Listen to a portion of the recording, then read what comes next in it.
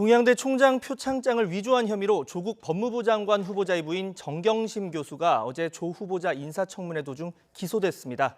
정 교수의 다른 혐의에 대해서도 수사를 이어가고 있는 검찰은 정 교수가 사무실 압수수색 전 컴퓨터를 반출했다는 정황과 관련해서 이를 도운 증권사 직원을 오늘 소환했는데요.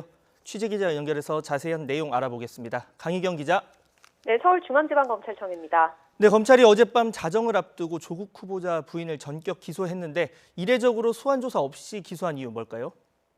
네, 검찰이 어젯밤 11시쯤 조 후보자 부인 정경심 동양대 교수를 불구속 기소했습니다. 자정을 1시간 앞두고 조 후보자의 청문회가 진행되던 시각에 정 교수를 재판에 넘긴 겁니다.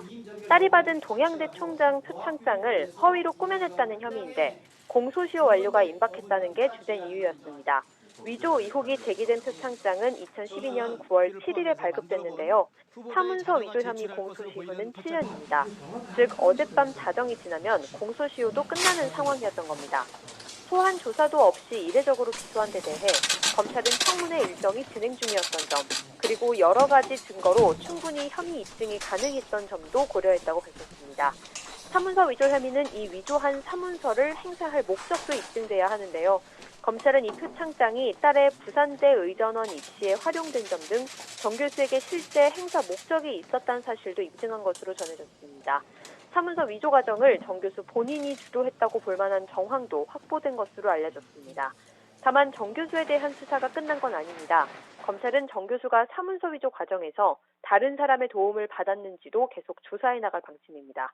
또 위조 사문서 행사 혐의와 이 표창장을 제출해 부산대 입시를 방해한 혐의, 즉 위계에 의한 공무집행 방해 혐의 등에 대해서도 계속 수사를 진행할 예정인 만큼 이 과정에서 정 교수를 소환할 것으로 보입니다.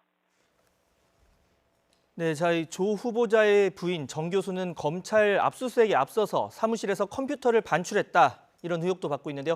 검찰이 이와 관련해서도 수사를 이어가고 있죠. 네, 검찰은 지난 3일 정경심 씨가 교수로 재직 중인 동양대 연구실을 압수수색했습니다.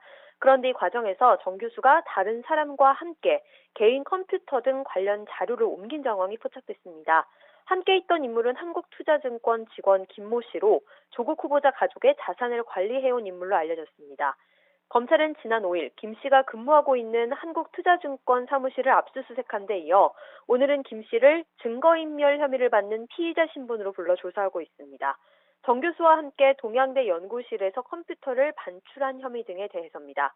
앞서 정 교수는 학교 업무와 법률 대응을 위해 컴퓨터를 가져왔다고 했지만 컴퓨터는 김 씨의 차 트렁크에 보관됐던 것으로 알려졌습니다.